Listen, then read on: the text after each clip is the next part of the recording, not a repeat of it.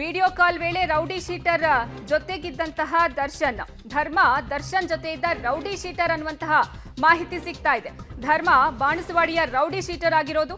Banaswadi rowdy sheeter Kartikeya ಕೊಲೆ ಪ್ರಕರಣದ ಆರೋಪಿ ಈ ಧರ್ಮನ ವಿರುದ್ಧ ಕೊಲೆ ಕೇಸ್ನಲ್ಲಿ ಕೋಕಾ ಕಾಯ್ದೆ ಪ್ರಯೋಗ ಆಗಿದೆ.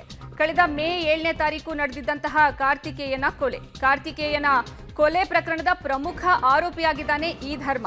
ಸದ್ಯ ಕೊಲೆ ಪ್ರಕರಣದಲ್ಲಿ ಜೈಲಿನಲ್ಲಿರುವಂತಹ ಆರೋಪಿ ಧರ್ಮ ಈ ವಿಡಿಯೋ ಕಾಲ್ನಲ್ಲಿ ನಿಮಗೆ ಕಂಡಂತಹ ವ್ಯಕ್ತಿಯಾಗಿರೋದು. ಇನ್ನು ಆ ವಿಡಿಯೋ ಕಾಲ್ ವೇಳೆ ರೌಡಿ ಶೀಟರ್ ಜೊತೆಗಿದ್ದಿದ್ದು ದರ್ಶನ್ ಅನ್ನ ನೀವು ಕಾಣಬಹುದು. ಇದೇ ಧರ್ಮ ಆ ವಿಡಿಯೋ ಕಾಲ್ನಲ್ಲಿ ಕಾಣಿಸ್ತಾ ಇರೋದು ದರ್ಶನ್ನ ಜೊತೆಗಿದ್ದವರು. ನಾಗೇಶ್, ಈ ಧರ್ಮ ಯಾರು, ಆತನ ಹಿನ್ನೆಲೆ ಏನು ಅಂತ? ಅರ್ಪಿತಾ, ಈಗಾಗಲೇ ದರ್ಶನ್ ವಿಡಿಯೋ ಕಾಲಲ್ಲಿ ಮಾತನಾಡಿರುವಂಥ ವಿಡಿಯೋ ಈಗ ಸಖತ್ ವೈರಲ್ ಆಗ್ತಿರುವಂಥದ್ದು.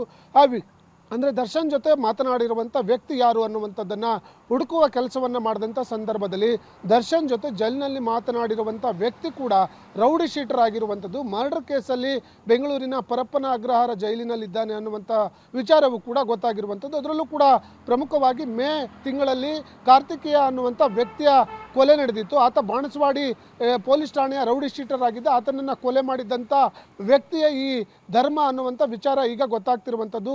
ಧರ್ಮ ಕೂಡ ಕೊಲೆ ಕೇಸಲ್ಲಿ ಪರಪ್ಪನ ಅಗ್ರಹಾರ ಜೈಲಿನಲ್ಲಿರುವಂಥದ್ದು. ಆರೋಪಿ ಮೇಲೆ ಈಗಾಗಲೇ ಕೋಕಾ ಕಾಯ್ದೆ ಅಡಿ ಒಂದು ಕೇಸ್ ಕೂಡ ಮಾಡಲಾಗಿರುವಂಥದ್ದು. ಬಹಳ ಪ್ರಮುಖವಾಗಿ ಈ ಒಂದು ಪ್ರಕರಣದಲ್ಲಿ ದರ್ಶನ್ ಜೊತೆ ಮಾತನಾಡಿರುವಂಥ ಧರ್ಮ ಏನಿದ್ದಾನೆ ಪದೇ ಪದೇ ಕ್ರೈಮ್ಗಳಲ್ಲಿ ಭಾಗಿಯಾಗ್ತಿದ್ದ ಅನ್ನುವಂಥ ಕಾರಣಕ್ಕೆ ಆತನ ಮೇಲೆ ಕೋಕಾ ಆ್ಯಕ್ಟನ್ನು ಹಾಕಿ ಬೆಂಗಳೂರು ಪೊಲೀಸರು ಪರಪ್ಪನ ಅಗ್ರಹಾರ ಜೈಲಿನಿಗೆ ಕಳಿಸಿರುವಂಥದ್ದು. ಅಲ್ಲಿ ದರ್ಶನ್ ಜೊತೆ ಈತ ಮಾತನಾಡಿದ್ದಾನೆ ಅನ್ನುವಂಥ ವಿಚಾರವೂ ಕೂಡ ಈಗ ಬೆಳಕಿಗೆ ಬಂದಿರುವಂಥದ್ದು. ಅರ್ಪಿತಾ.